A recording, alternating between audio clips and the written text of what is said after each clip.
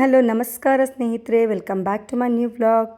ಸ್ನೇಹಿತರೆ, ಇವತ್ತಿನ ವಿಡಿಯೋದಲ್ಲಿ ನಾನು ನಮ್ಮ ಮನೆಯ ತುಳಸಿ ಹಬ್ಬದ ಒಂದು ಪುಟ್ಟ ವಿಡಿಯೋನ ನಿಮ್ಮ ಜೊತೆ ಶೇರ್ ಮಾಡ್ತಾ ಇದ್ದೀನಿ. ಸೊ ನಾವೇನು ತುಂಬ ಗ್ರ್ಯಾಂಡಾಗೇನು ಮಾಡಿಲ್ಲ, ಸಿಂಪಲ್ಲಾಗಿ ಒಂದು ತುಳಸಿ ಕಾರ್ತಿಕನ ವರ್ಷ ಮಾಡ್ತೀವಿ.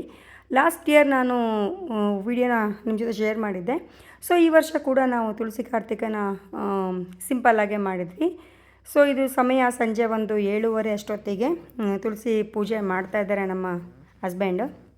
ಮತ್ತು ಈ ತುಳಸಿ ಕಾರ್ತಿಕ ಅಂದರೆ ತುಳಸಿ ವಿವಾಹ ಎಂಬುದು ಕಾರ್ತಿಕ್ ಮಾಸದಲ್ಲಿ ಬರೋ ಒಂದು ವಿಶೇಷವಾದ ಹಬ್ಬ, ಒಂದು ಸಿಂಪಲ್ ಹಬ್ಬ ಅಂತಲೇ ಹೇಳ್ಬೋದು. ಈ ದಿನ ವಿಷ್ಣುವಿಗೂ ತುಳಸಿಗೂ ವಿವಾಹ ನಡೆಸಲಾಗುತ್ತೆ. ಇದನ್ನು ಉತ್ಥಾನ ದ್ವಾದಶಿ ಎಂದು ಕರೀತಾರೆ. ಈ ದಿನ ತುಳಸಿಯು ಅಲಂಕರಿಸಿ ಕೃಷ್ಣ ಅಥವಾ ಸಾಲಿಗ್ರಾಮದೊಂದಿಗೆ ವಿವಾಹ ಮಾಡಿಸುವ ಮೂಲಕ ಈ ಹಬ್ಬ ಆಚರಿಸಲಾಗುತ್ತೆ.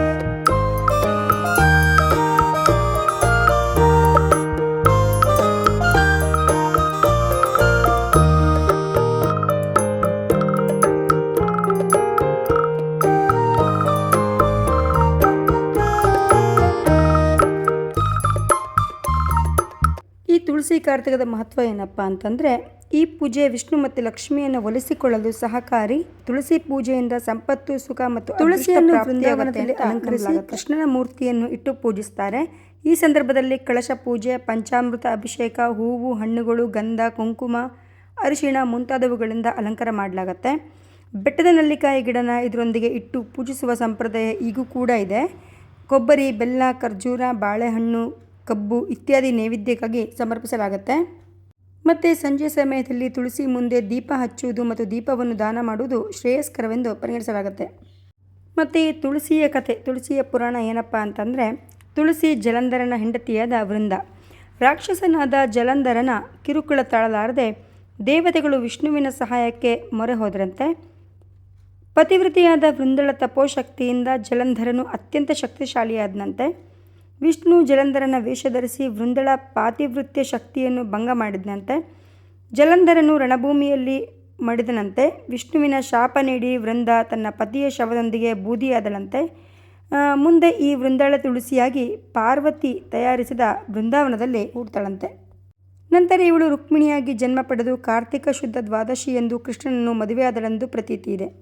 ಇನ್ನೊಂದು ಪುರಾಣದ ಪ್ರಕಾರ ದೇವತೆಗಳು ದಾನವರು ಕ್ಷೀರಸಾಗರವನ್ನು ಕಡಿದಾಗ ಕೊನೆಯಲ್ಲಿ ಅಮೃತ ಕಲಶ ಬಂತು. ಅದನ್ನು ಕೈಗೆ ತೆಗೆದುಕೊಂಡ ವಿಷ್ಣುವಿನ ಕಣ್ಣುಗಳಿಂದ ಬಂದ ಆನಂದ ಬಾಷ್ಪಗಳು ಈ ಕಲಶದಲ್ಲಿ ಬಿದ್ದು ಅದರಿಂದ ಒಂದು ಸಣ್ಣ ಗಿಡ ಹುಟ್ಟಿತು. ಅದಕ್ಕೆ ಹೋಲಿಕೆ ಇಲ್ಲವಾದ್ದರಿಂದ ತುಳಸಿ ಎಂದು ಹೆಸರಿಟ್ಟು ಲಕ್ಷ್ಮಿಯೊಂದಿಗೆ ತುಳಸಿಯನ್ನು ವಿಷ್ಣುವು ಮದುವೆಯಾಗಿದ್ದು ಎಂದು ಪ್ರತೀತಿ ಇದೆ.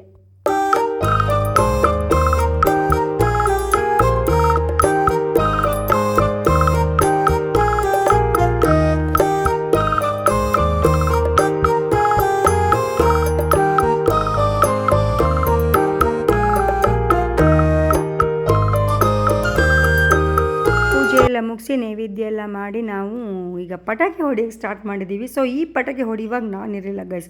ಸೊ ನಾನು ನಮ್ಮ ಅಕ್ಕಪಕ್ಕದ ಮನೇಲಿ ತುಳಸಿ ಪೂಜೆಗೆ ಕರೆದಿದ್ರು ಪ್ರಸಾದ ತೊಗೊಂಡು ಹೋಗೋಕ್ಕೆ. ಸೊ ನಾನು ಅಲ್ಲಿಗೆ ಹೋಗಿದ್ದವಾಗ ಈ ಪಟಾಕಿ ಹೊಡೆದಿದ್ದಾರೆ. ಸೊ ಪರವಾಗಿಲ್ಲ, ನನಗೂ ಪಟಾಕಿಗೂ ಅಷ್ಟಕ್ಕಷ್ಟ ಸ್ವಲ್ಪ ದುಂದು ವೆಚ್ಚ ಅಲ್ವ ಗೈಸ್, ಹಾಗಾಗಿ. ಸೊ ನೋಡಿ ಪಟಾಕಿ ಹೊಡೆದ್ರು. ಮತ್ತು ನಾನು ಅವಾಗ ಹೇಳ್ದಂಗೆ ಜಾಸ್ತಿ ವೀಡಿಯೋ ಮಾಡಿಲ್ಲ. ಏಕೆ ಅಂತಂದರೆ ನಾನು ಲಾಸ್ಟ್ ಇಯರ್ ತುಂಬ ವೀಡಿಯೋ ಮಾಡಿದ್ದೆ. ಸೊ ಈ ವರ್ಷ ನಾನು ಅಷ್ಟೆಲ್ಲ ವೀಡಿಯೋ ಮಾಡಲಿಲ್ಲ, ಸ್ವಲ್ಪ ತುಣುಕನ್ನು ಹಾಕಿದ್ದೀನಿ. ನಮ್ಮನೆಗೂ ಸ್ವಲ್ಪ ಜನ ಎಲ್ಲ ಪ್ರಸಾದ ತೊಗೊಂಡೋಗಿ ಬಂದಿದ್ದರು, ಬಟ್ ನಾನು ಆ ವೀಡಿಯೋ ಎಲ್ಲ ಮಾಡಿಲ್ಲ. ಸೊ ಗೈಸ್ ನೋಡಿ, ನಾನು ಯಾವಾಗ ಹೇಳ್ದಂಗೆ ರಂಗೋಲಿ ಹಾಕಿದ್ದೀನಿ. ಪೂರ್ಣ ರಂಗೋಲಿ ವರ್ಷ ಡಿಫ್ರೆಂಟ್ ಆಗಿರೋ ಪೂರ್ಣ ರಂಗೋಲಿ ಹಾಕ್ತೀನಿ. ಅದರ ಮಧ್ಯೆ ದೀಪ ಕೂಡ ಇಡ್ತೀನಿ. ನಾನು ಕೂಡ ಫ್ಲವರ್ ಪಾಟ್ ಹೊಡಿತಾ ಇದ್ದೆ ಅಲ್ಲಿ.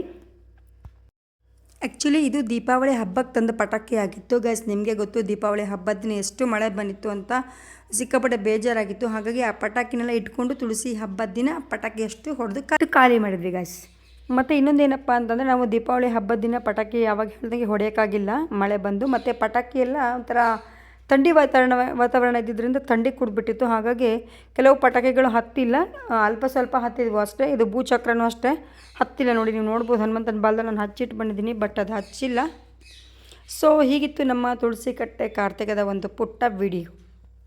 ಇವತ್ತಿನ ಒಂದು ಪುಟ್ಟ ತುಳಸಿ ಕಟ್ಟೆ ಕಾರ್ತಿಕದ ವಿಡಿಯೋ ನಿಮಗೆ ಇಷ್ಟ ಆಯಿತು ಅಂತ ಅಂದ್ಕೊತೀನಿ. ಇಷ್ಟ ಆದರೆ ದಯವಿಟ್ಟು ಲೈಕ್ ಮಾಡಿ, ಶೇರ್ ಮಾಡಿ ಮತ್ತು ದಯವಿಟ್ಟು ಸಬ್ಸ್ಕ್ರೈಬ್ ಮಾಡ್ಕೊಳ್ಳದೆ ಇದ್ದವರು ಸಬ್ಸ್ಕ್ರೈಬ್ ಮಾಡಿ ಈ ಮಲೆನಾಡ ಹುಡುಗಿನ ಹರಸಿ ಅಂತ ಹೇಳ್ತಾ ಮುಂದಿನ ವಿಡಿಯೋದಲ್ಲಿ ಸಿಗ್ತೀನಿ. Until then take care. ನಮಸ್ಕಾರ.